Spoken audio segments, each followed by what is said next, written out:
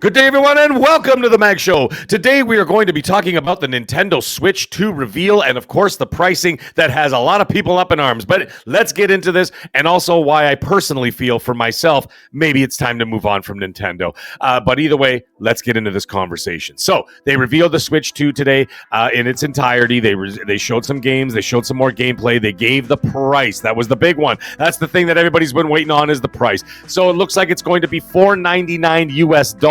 That translates to $629 Canadian, and that is bare bones with nothing. That is a 256 gig. I'm laughing while I'm saying it. 256 gigabyte hard drive. Absolutely ridiculous. If you want Mario Kart's Worlds bundled in with it, that is $700 Canadian. That comes in with a grand total, especially in Ontario with our tax, is $791. That is an $800 Nintendo console. Now, the thing is, you would have to be, in my opinion, you'd have to be a pretty damn hardcore Nintendo fan to pay $800 Canadian for that console. And I know a lot of people in the US are already talking about it, saying, okay, well, you know what, even at that price, that's a little bit even much for us at $499, $500 US. And especially for something that's going to be considered a side console, right? It's not their main. A lot of people's mains might be a PC or a PS5 or an Xbox Series console, and then they usually have a Nintendo on the side for, you know, the one or possibly two exclusives that they come out every year that they're going to play, like a Zelda or a Mario Kart or that kind of thing, or Luigi's Mansion 4 or a new Donkey Kong, whatever. But it's a supplementary product that a lot of people use on the side.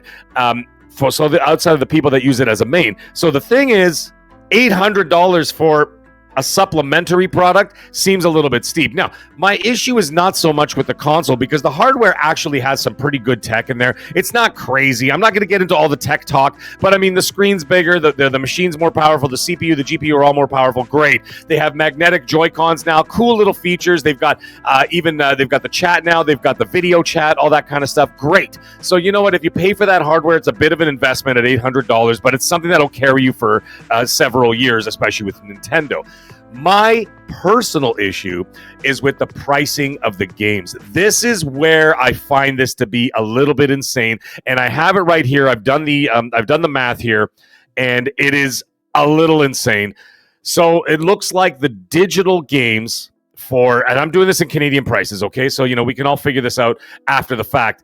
$80 for digital US dollars.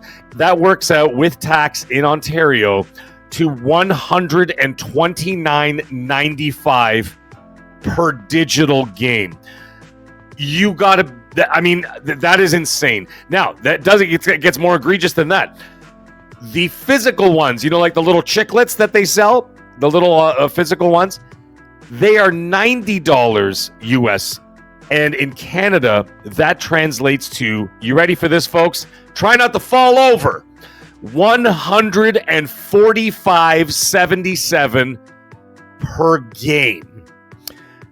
There is no reality in this world where a casual parent in this economy, paying the prices that we are paying, the inflation and everything else that's going, and the cost of living that just keeps going up and up and up and up.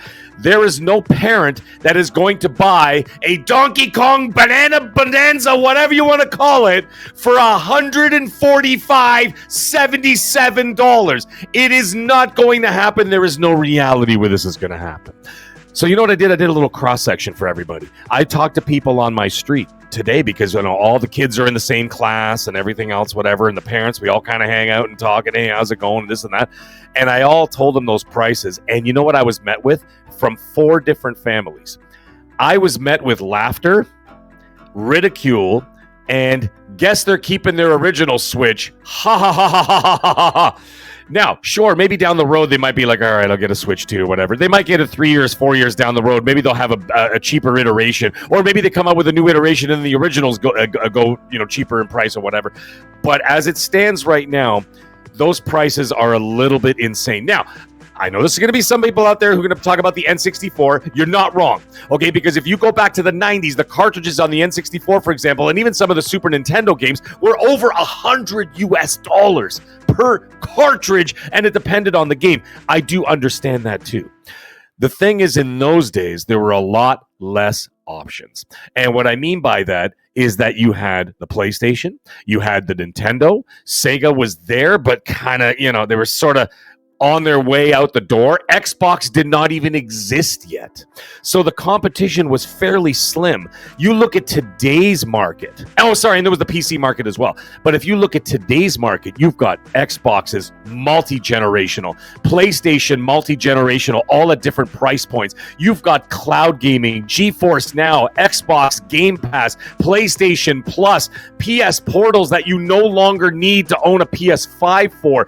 These are all things that are happening now. And like I said, all those subscription services and all these cheaper access points in order to get a lot of games, people will move on to those things. Now, I'm not going to say that Nintendo's not going to sell millions and millions and millions of consoles. They will. They always will. That's what they do.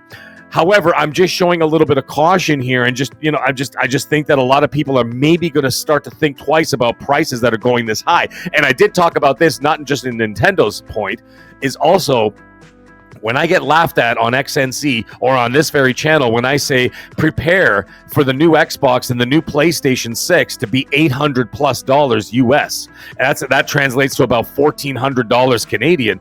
You bet your ass it's going to be that expensive. But either way, I just wanted to get that information out there. I want to know from you in the chat, are you going to be buying a Nintendo Switch 2? And do you plan on paying those prices for those games? But anyways, I just wanted to get that out there. I got another video coming out this week. I got a special surprise about something that's coming out from Bethesda Studios. We will talk about that in the next video. But either way, everybody have a great day and stay magnificent.